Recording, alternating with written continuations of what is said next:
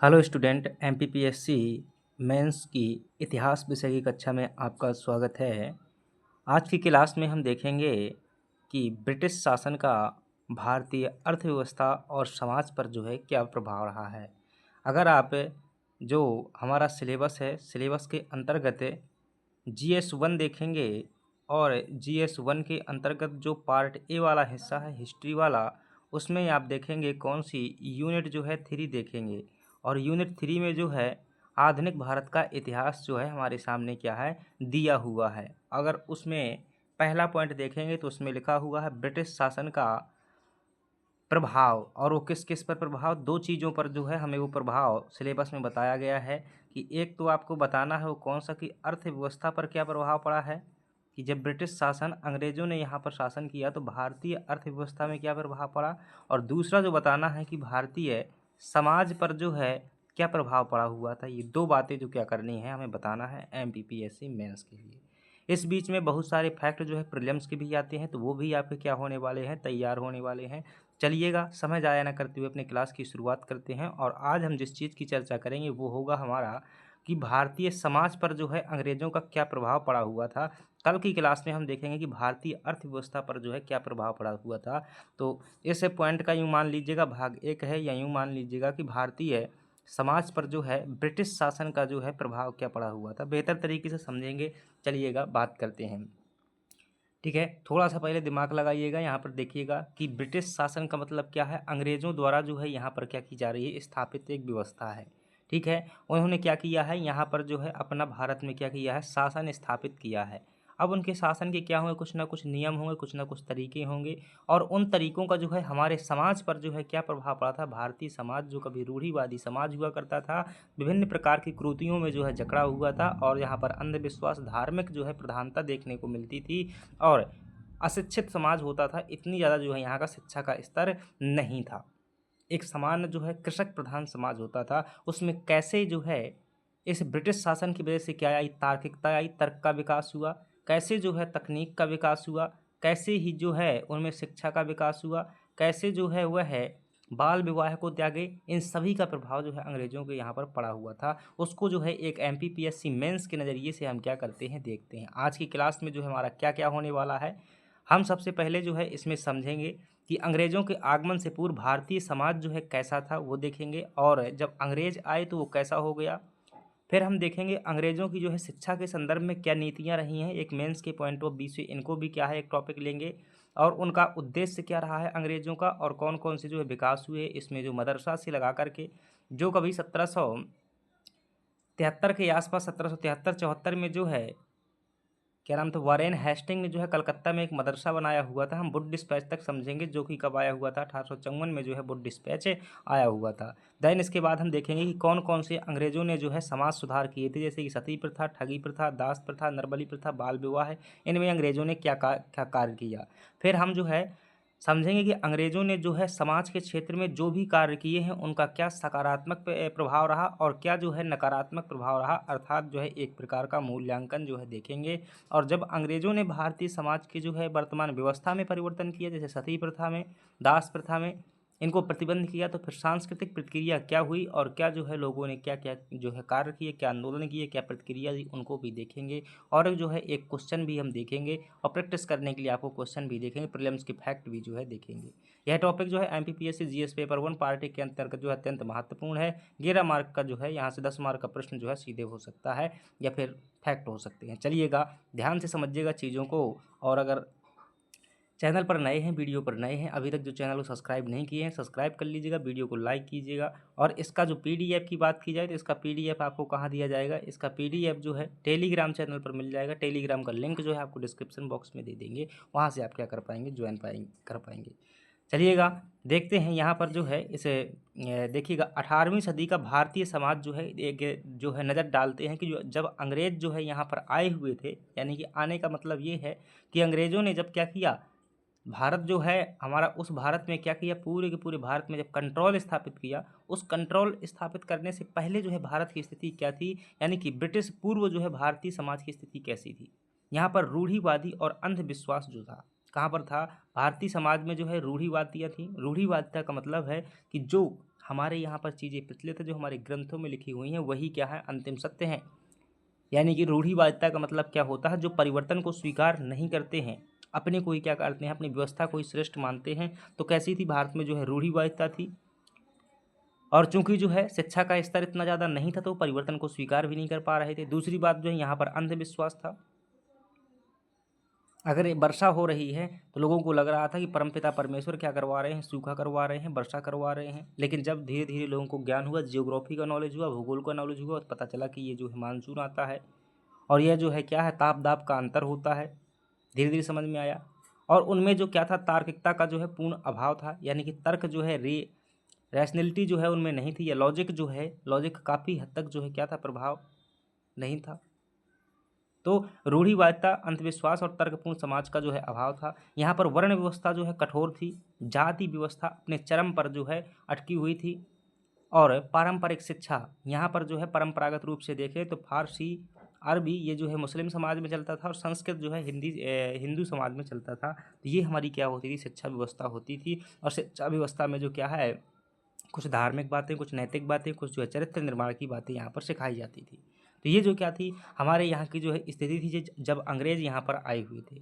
तो समाज में जो है व्याप्त कुरीतियाँ, जैसे कि बाल विवाह, पर्दा प्रथा, दहेज प्रथा, बहुविवाह है, सती प्रथा, नरबली प्रथा, शिशु हत्या और ठगी और दास प्रथा, ये सभी क्या थी, समाज में जो है व्याप्त थी जब अंग्रेज आए हुए थे। अब इन पर जो है क्या प्रभाव पड़ा, ठीक है, समझ में आ रहा है ना? ये समझ में आ रहा है तो कमेंट बॉक्स में जो है क्या है, एक बार ज़रूर बताइएगा, ताकि जो है हम भी क्या कर सकें, इसी प्रकार से जो है आगे सीख सकें आपसे कुछ। प्राच्य सभ्यता जो है, मतलब कि ओरिएंटल सिविलाइजेशन, भारतीय अपनी सभ्यता को जो है श्रेष्ठ मानते थे, जबकि अंग्रेजों ने जो है अपनी पाश्चात्य सभ्यता को क्या किया, श्रेष्ठ साबित करने का जो है क्या किया, प्रयास किया। अब देखिएगा अंग्रेज कैसे कैसे यहाँ पर क्या करते हैं, शिक्षा का विकास करते हैं। ठीक है, तो आपने एक पॉइंट में क्या देखा कि भारतीय समाज जो है कैसा था। अब उसमें प्रभाव पड़ेगा, तो कैसे प्रभाव पड़ेगा, जब यहाँ पर शिक्षा की शुरुआत की जाएगी, क्योंकि हर चीज़ का जो है परिवर्तन होता है वो शिक्षा से ही होता है। इसलिए शिक्षा में जो क्या है, बहुत ज़रूरी है कि जो है बेहतर चीज़ें होनी चाहिए। तो ब्रिटिश काल में जो शिक्षा का विकास होता है, प्रारंभिक चरण देखेंगे हम, कहाँ पर देख लेंगे, 1854 तक जो है देख लेंगे। 1781 में जो है सबसे पहले क्या होता है, कलकत्ता मदरसा की जो है स्थापना होती है। और कलकत्ता मदरसा जो है किसने बनवाया हुआ था, तो ये गवर्नर जनरल जो है वारेन हेस्टिंग द्वारा बनवाया गया था। और इसका उद्देश्य था कि जो छोटे मोटे प्रशासनिक अधिकारी हैं उनको ट्रेनिंग वगैरह देने के लिए जो है कुछ जो है ऐसे भी एक शिक्षा संस्थान स्थापित किए थे। मुस्लिम शिक्षा का जो है ये पहला कदम था, और ये फारसी भाषा का था। अंग्रेज़ों द्वारा जो है पहला जो है शिक्षा के लिए बनवाया गया था, अंग्रेज़ों द्वारा।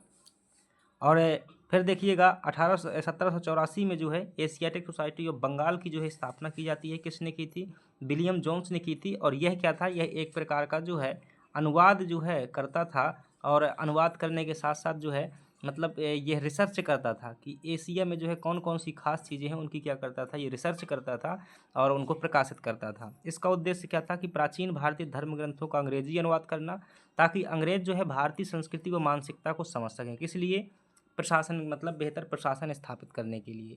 फिर इसके बाद क्या आता है, शिक्षा के क्षेत्र में जो है चार्टर एक्ट आता है। और चार्टर एक्ट में जो है पहली बार क्या किया गया, 1 लाख रुपए शिक्षा पर खर्च करने के लिए जो है कानूनी प्रावधान किया गया। अंग्रेजों का जो है प्रारंभिक उद्देश्य भारतीय का बौद्धिक विकास नहीं, बल्कि शासन चलाने के लिए एक क्लर्क वर्ग को और जो है संवाद के लिए द्विभाषी वर्ग तैयार करना था। क्योंकि अंग्रेजों की जो है लैंग्वेज सीधे भारतीय समझ नहीं पा रहे थे, तो एक ऐसा वर्ग उन्हें चाहिए था जो कि भारतीयों की लैंग्वेज को समझ सके और अंग्रेजों के सामने ट्रांसलेट कर सके, और अंग्रेजों की लैंग्वेज को ट्रांसलेट करके जो है भारतीयों के सामने पहुंचा सके। और क्लर्क वर्ग मतलब कि जो मतलब छोटे मोटे कर्मचारी होते हैं, वो जो क्या है लंदन से तो यहाँ पर नहीं आएंगे काम करने के लिए, छोटे कर्मचारी के क्लर्क का काम करने के लिए तो नहीं आएंगे। तो यहाँ पर क्या किया, इनको जो है पूर्ति करने के लिए जो है ये जो है मतलब शिक्षा व्यवस्था शुरू की गई थी। चलिएगा आगे बढ़ जाते हैं। और आगे जो है अब यहाँ से जो है अंग्रेजी शिक्षा का जाल जो है फिसता। एक बात ध्यान रखिएगा, चार्ल्स ग्रांट का नाम नहीं यहाँ पर लिखा हुआ गया है। तो चार्ल्स ग्रांट जो है भारत में क्या कहे जाते हैं, मॉडर्न एजुकेशन के जो है फादर कहे जाते हैं, जनक कहे जाते हैं। शिक्षा की नीतियाँ, मैकाले से जो है बुद्धिस्ट पेज तक। ऑकलैंड का सिद्धांत आता है, अधोगामी निस्यंदन का सिद्धांत। क्या, पहली बात ध्यान रखिएगा, अधोगामी निस्यंदन का जो सिद्धांत था वो किसने दिया था, ऑकलैंड ने दिया था। ये शिक्षा से संबंधित है। दरअसल जब 1813 के अधिनियम में क्या हुआ, 1 लाख रुपए क्या आए, 1 लाख रुपए जो पैसा आए खर्चा करने के लिए कि मतलब शिक्षा में खर्च किया जाएगा। तो अंग्रेज़ों और मतलब दो वर्ग जो है लड़ाई हो गई। एक क्या था, प्राच्य वर्ग था, अंग्रेजों में ही प्राच्य वर्ग था, और एक क्या था, अंग्रेजी वर्ग था। ठीक है, अंग्रेजी वर्ग था, मतलब कि एक वर्ग चाहता था कि भारत में अंग्रेजी में शिक्षा हो, और एक वर्ग चाहता था कि जो है मतलब पुरानी भाषाओं जैसे कि फारसी, संस्कृत, अरबी में जो है शिक्षा हो। तो इन दोनों के मध्य में क्या हुआ, विवाद हुआ। अंततः जो है इस विवाद का समाधान किसने किया, मैकाले ने किया। ठीक है, मैकाले ने किया। और 1835 में जो है 1835 में मैकाले ने जो क्या है अपनी रिपोर्ट प्रस्तुत की, और रिपोर्ट में कहा कि अंग्रेजी शिक्षा जो है बेहतर है भारत में वो करने के लिए। तो अंग्रेजी शिक्षा क्या हो जाती है, लागू हो जाती है। अब सवाल ये उठा कि अंग्रेजी शिक्षा ठीक है, अंग्रेजी में शिक्षा होगी, लेकिन शिक्षा किसे दी जाएगी, क्या पूरे भारतीयों को शिक्षा दी जाएगी?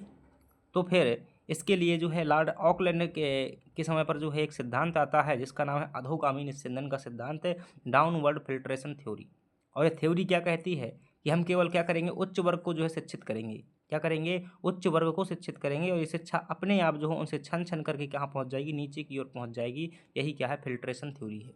ठीक है, ये क्या है, शिक्षा का सिद्धांत है जिसमें क्या किया गया था, उच्च वर्ग को यानी कि सीमित वर्ग को शिक्षित करने का जो है कार्य किया गया था। चार्ल्स वुड डिस्पैच देखेंगे, वुड का डिस्पैच क्या है। और ये चार्ल्स वुड जो है केवल उच्च वर्ग को, यहाँ पर देखिएगा, केवल उच्च वर्ग को जो है अंग्रेजी शिक्षा दो, छन छन करके जो है निम्न वर्ग तक पहुँच जाएगी। अब ये 1835 का कार्य हो जाता है। अब धीरे धीरे जो है शिक्षा की समीक्षा करने के लिए, शिक्षा की जो है समीक्षा करने के लिए और आगे शिक्षा का विकास करने के लिए जो है एक आयोग आता है। क्या आता है, एक आयोग आता है जिसका नाम है चार्ल्स वुड आयोग। जो है ये चार्ल्स वुड जो है ईस्ट इंडिया कंपनी के कोर्ट ऑफ डायरेक्टर के जो है एक मतलब मेंबर थे, उनकी अध्यक्षता में जो है यहाँ पर एक आयोग बनता है। और ये आयोग जो है भारत में बेहतर तरीके से क्या करता है, शिक्षा की संरचना जो है बताता है कि ऐसे ऐसी जो क्या होगी शिक्षा की जो है पहली बार जो है व्यवस्थित रिपोर्ट क्या है शिक्षा के लिए एक आती है निकल करके, उसी को क्या कहते हैं, चार्ल्स वुड की रिपोर्ट या वुड डिस्पैच कहा जाता है। तो लॉर्ड डलहौजी के समय पर आया हुआ था वुड डिस्पैच, और इसे क्या कहते हैं, अंग्रेजी शिक्षा का मैग्ना कार्टा कहा जाता है। इसमें क्या क्या प्रावधान किया गया था, खास प्रावधान इसमें कहा गया था वुड डिस्पैच में कि उच्च शिक्षा जो है केवल क्या होगी, अंग्रेजी में होगी। हायर एजुकेशन क्या होगा, इंग्लिश में होगा।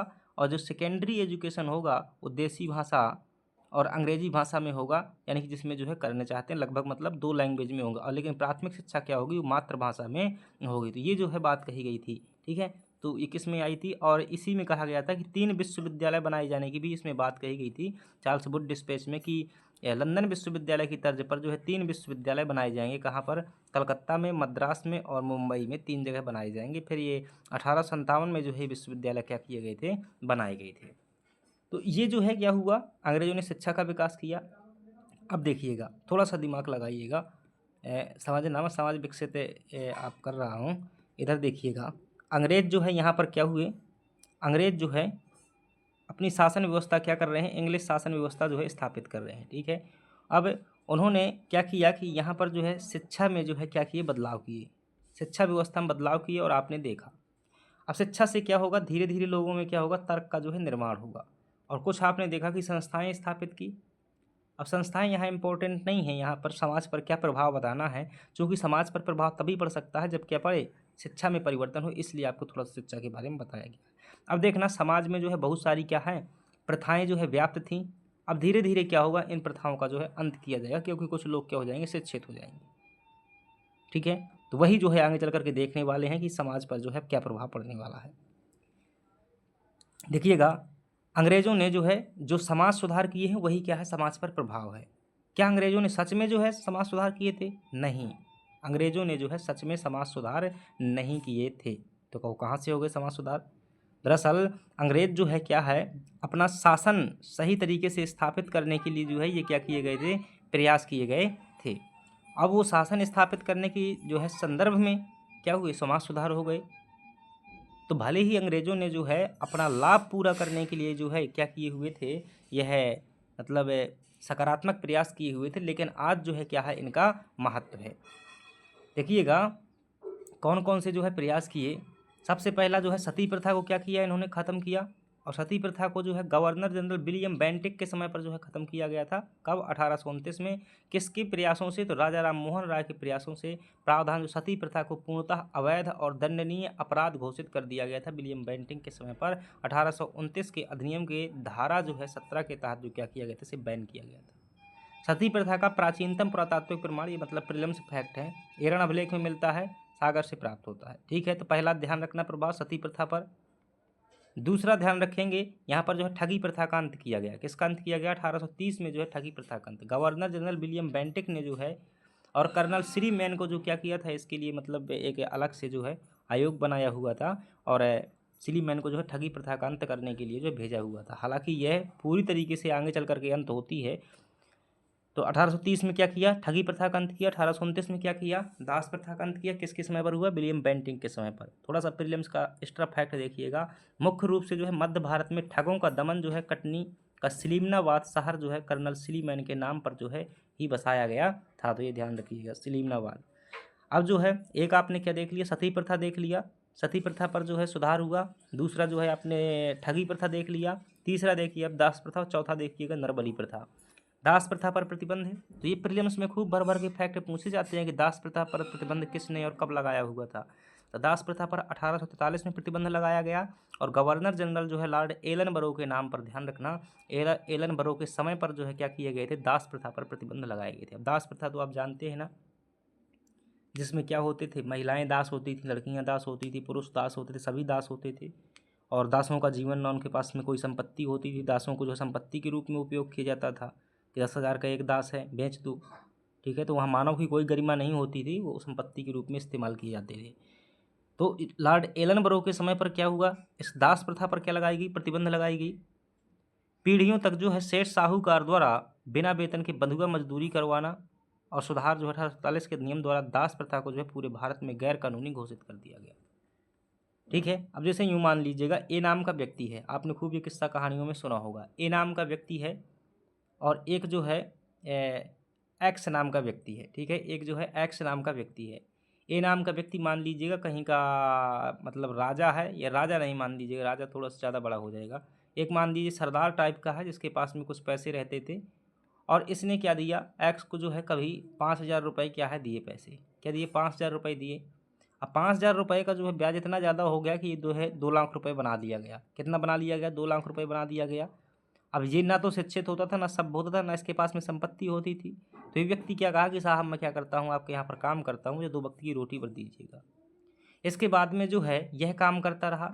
इसके जो बच्चे बच्चियाँ हुए वे भी जो है यहीं पर दास बने रहे, काम करते रहे सिर्फ खाना पीना के चक्कर में।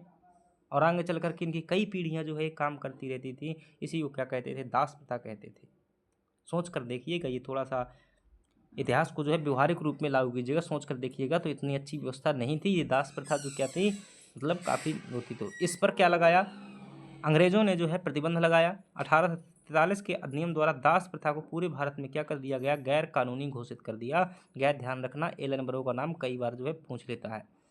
चलिएगा, तो दास प्रथा एलन बरो के समय पर, ठगी प्रथा और जो है सती प्रथा विलियम बेंटिक के समय पर।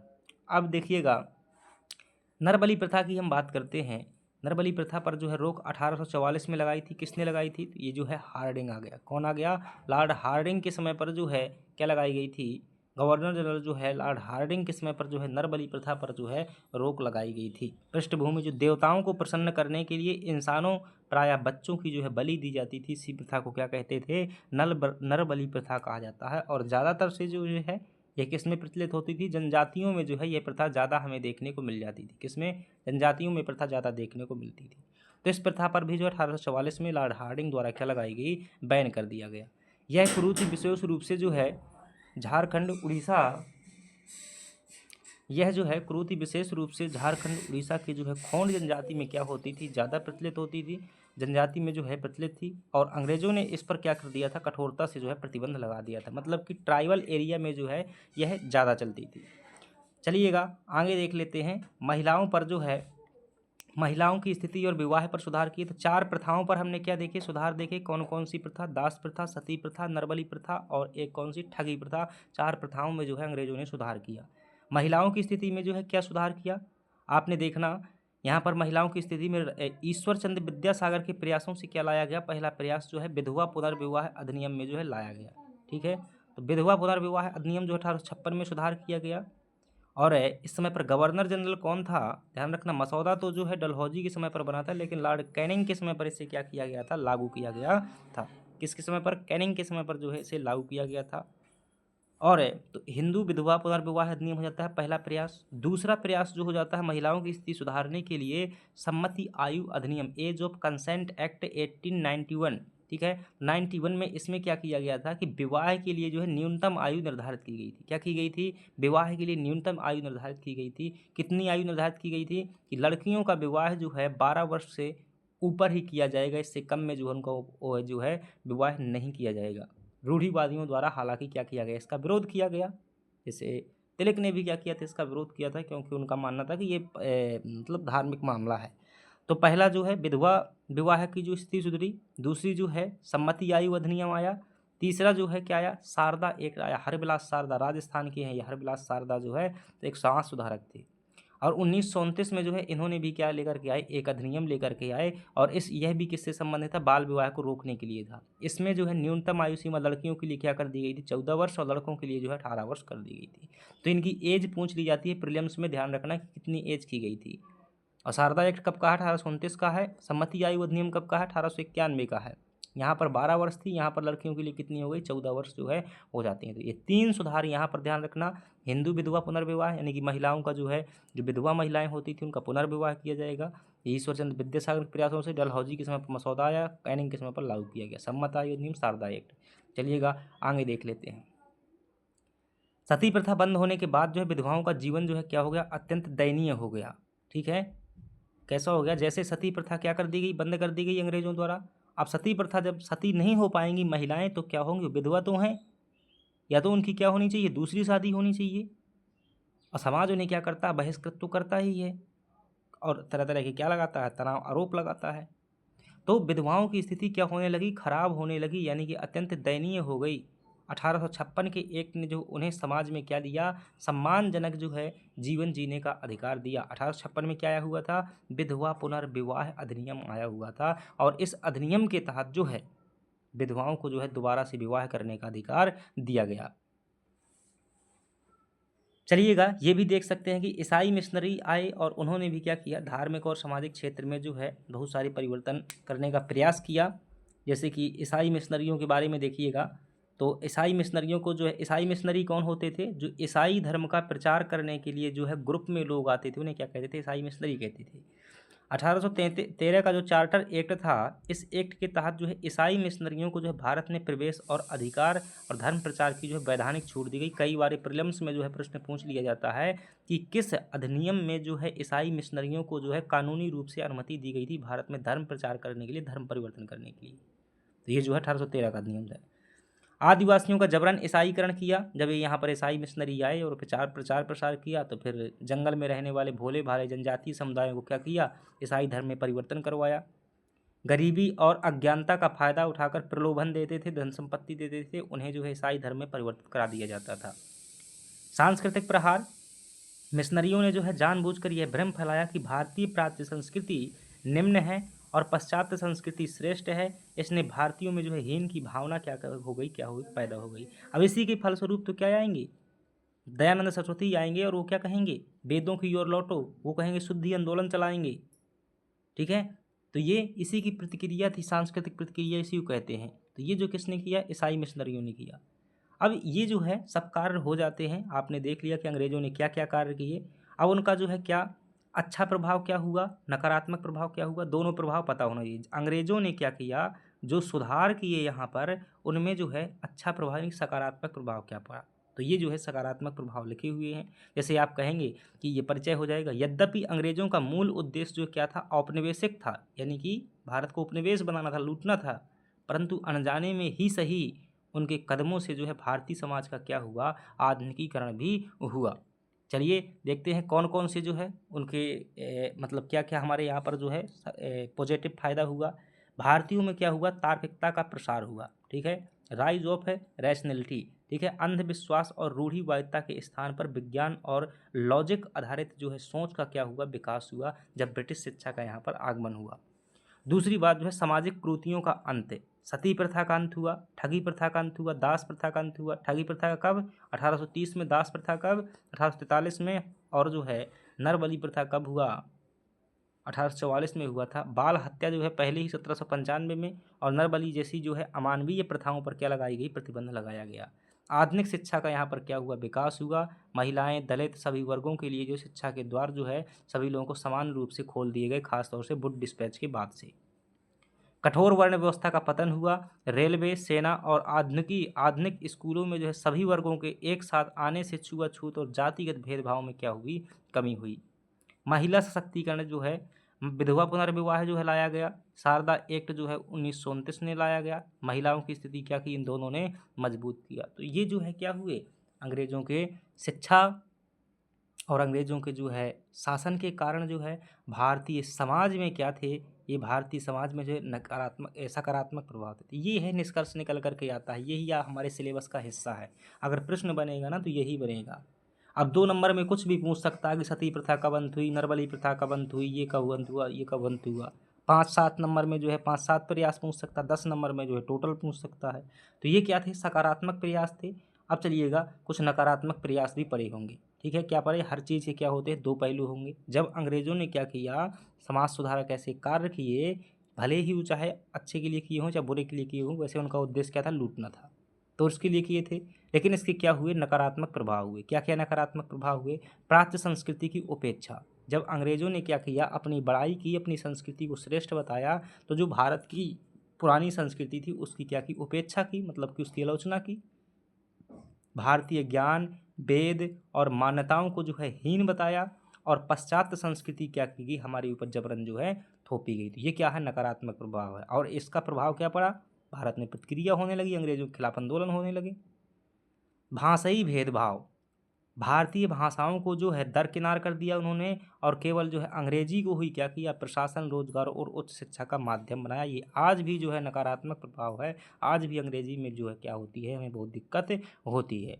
और प्रशासन देखो, हमारे यहाँ का सुप्रीम कोर्ट देखो, हाई कोर्ट देखो, भाई उसकी तो बात ही ना करो। व्यवस्था वर्तमान में कैसी चल रही है, चलिएगा कभी हम भी जो है अगर आलोचक बन जाएंगे तो बताएंगे कि क्या क्या व्यवस्था, आलोचना करना ही अगर मैं सीख गया तो फिर क्या हो जाएगा, आलोचना ही करते रहेंगे। देखेंगे अभी जो है थोड़ा सा जो है क्या हो, अभी समय का जो है अभाव है, लेकिन देखना महो भी, तर्क देना हम भी क्या करेंगे, आपको सिखाएंगे। तो 2 पॉइंट जो है हो जाते हैं, भाषाई भेदभाव हो जाता है। अंग्रेजों ने जो भेदभाव किया, आज सुप्रीम कोर्ट में यही लैंग्वेज चलती है, हाई कोर्ट में यही लैंग्वेज चलती है, हिंदी वहाँ कोई बोलता ही नहीं है। हमारा संविधान जो है क्या है, इंग्लिश में ही बना हुआ है, हम क्या है, हिंदी वाले हैं। तो हमारे हिंदी में होने से क्या होता है, आज भी देखिएगा यूपीएससी, पीसीएस, बड़े बड़े एग्जामों में देखेंगे तो इंग्लिश मीडियम का क्या है, सिलेक्शन रेट जो क्या है बहुत ज़्यादा है। ठीक है, इस पर जो है कोई क्या है, कोई बोलना ही नहीं चाहता है। और हम भी इंग्लिश में क्या है लिखते हैं, लेकिन यकीन मानिए इंग्लिश जो क्या होती है, फास्ट लिखने में क्या है, फास्ट होती है, इसलिए हिंदी की तुलना में जल्दी लिख जाती है। और तो ये भाषाई भेदभाव किया अंग्रेजों ने, हिंदी को जो है स्थान नहीं दिया। और जबरन धर्म जो है परिवर्तन करवाए, तो ये भी क्या है, एक नकारात्मक प्रभाव है। ईसाई मिशनरियों द्वारा प्रलोभन देकर के आदिवासियों और निम्न वर्गों को जबरन जो है ईसाईकरण किया गया। मान्यताओं में जो है हस्तक्षेप किया, जो भारतीयों की मान्यताएं थीं उनमें क्या किया, हस्तक्षेप किया बिना समझे। भारतीय परंपराओं में जो है हस्तक्षेप से विभिन्न समुदाय, हिंदू मुस्लिम में क्या हुए, मतभेद पैदा होने लगे, जातिगत भेदभाव होने लगे, धर्म की जो है सांप्रदायिकता फैलने लगी। फूट डालो और राज करो, जातिगत और धार्मिक मतभेदों को जो है बढ़ाकर राष्ट्रीय आंदोलन को जो है कमज़ोर करने का इन्होंने प्रयास किया। जैसे कि बंगाल विभाजन देखिएगा, सबसे अच्छा उदाहरण है। तो ये क्या थे, इनके अंग्रेजों ने जो सुधार किए उससे क्या थे, नकारात्मक प्रभाव थे, नेगेटिव प्रभाव थे। तो जब क्या कह रहे, आपसे कोई पूछे कि क्या कीजिएगा, आलोचनात्मक मूल्यांकन कीजिएगा। प्रश्न में अगर ऐसा आ जाए आलोचनात्मक मूल्यांकन, ठीक है, तो आलोचनात्मक मूल्यांकन में क्या करना है आपको, पहले जो है सकारात्मक प्रभाव बताना है, और फिर उसके बाद में क्या करोगे, नकारात्मक प्रभाव बताओगे, और अंततः जो है निष्कर्ष बताओगे, मूल्यांकित निष्कर्ष जो है बताओ जाओगे। ठीक है, आंसर जो है एक वास्तविक आंसर लिखना क्या होता है, बहुत अलग होता है। ठीक है, उत्तर लिख देना बात अलग है।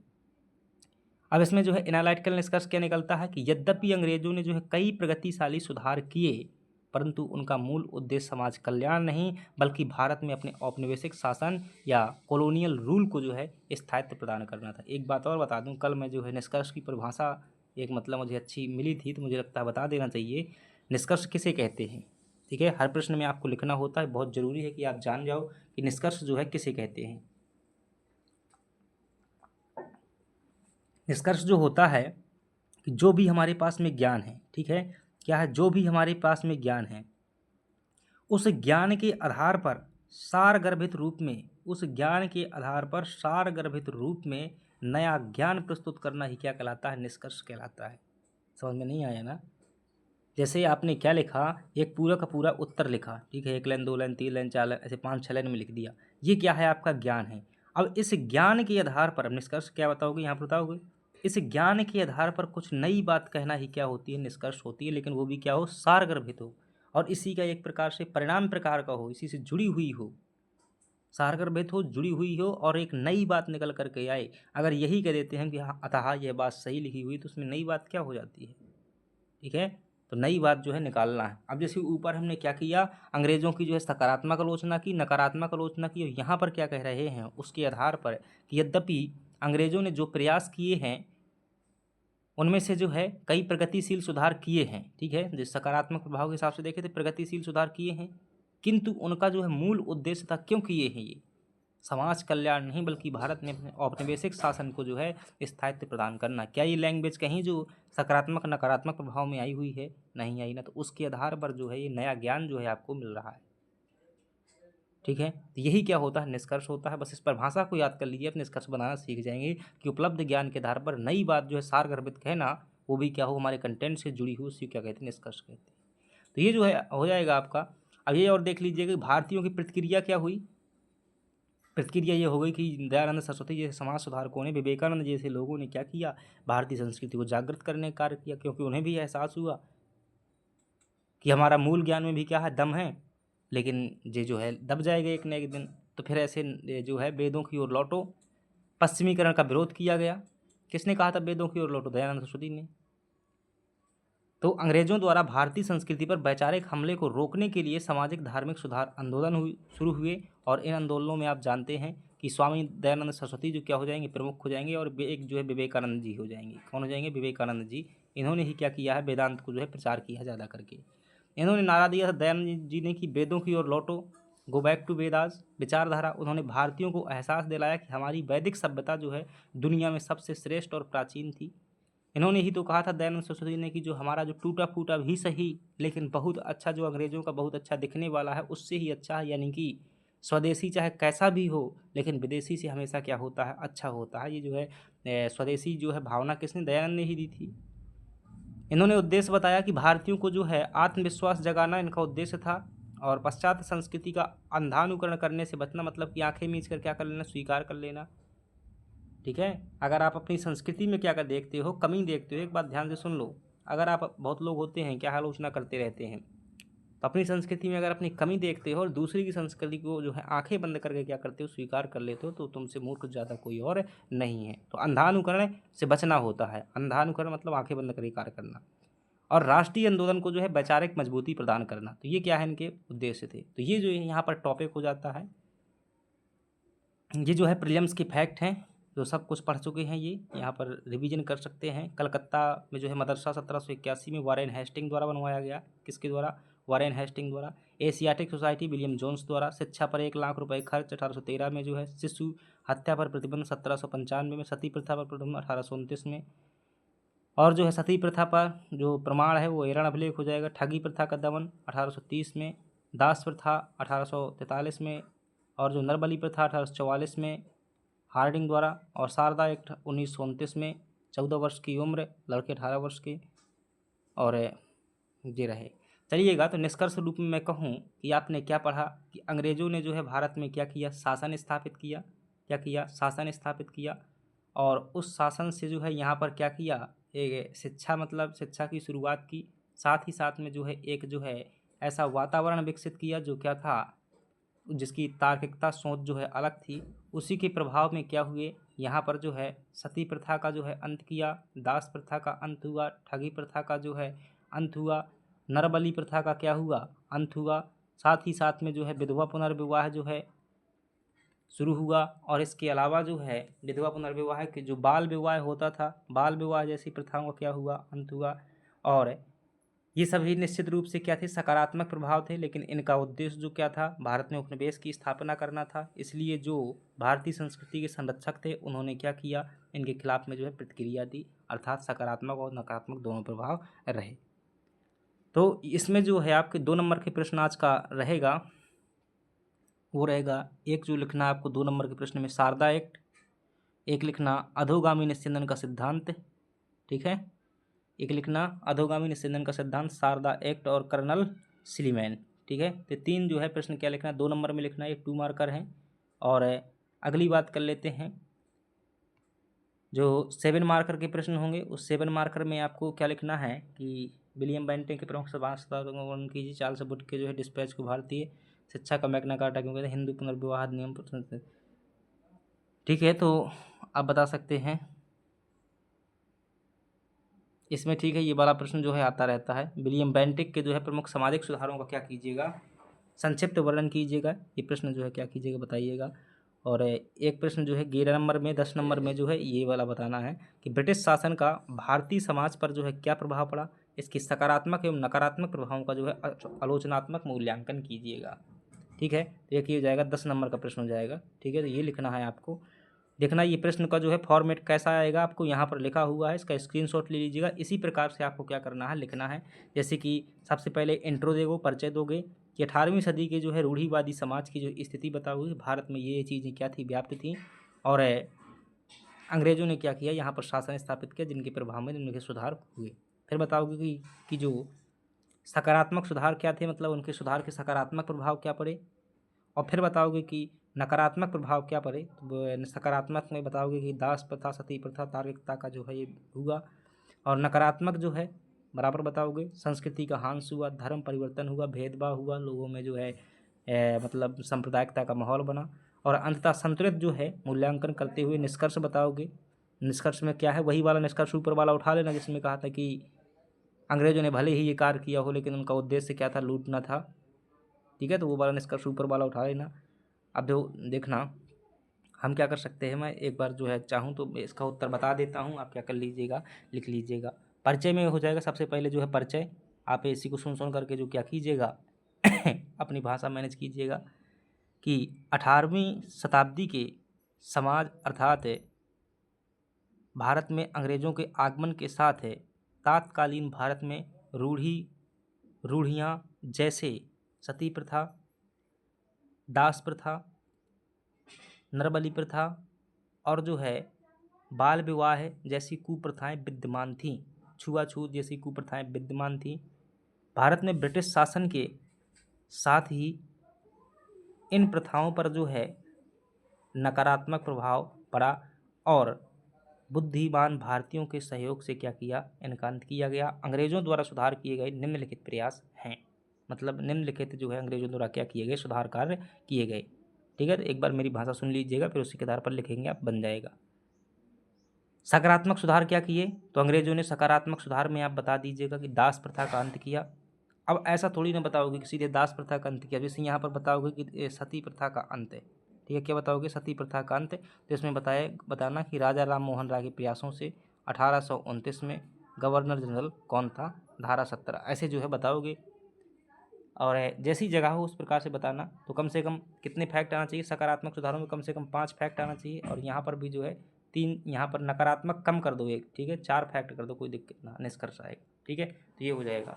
चलिएगा, अगर आप जो है कॉपी चेक करवाना चाहते हैं, डेली जो है आंसर राइटिंग करना चाहते हैं, तो क्या कीजिएगा, आप व्हाट्सएप ग्रुप को ज्वाइन कीजिएगा। व्हाट्सएप ग्रुप को ज्वाइन करने के लिए आपको क्या करना होगा, आपको इस नंबर पर जो है संपर्क करना है, कौन सा, 9691113865 पे इसमें क्या कीजिएगा, संपर्क कीजिएगा। चलिएगा, थैंक यू वेरी मच, और पसंद आया हो तो लाइक सब्सक्राइब भी कीजिएगा। मिलते हैं नेक्स्ट वीडियो पर।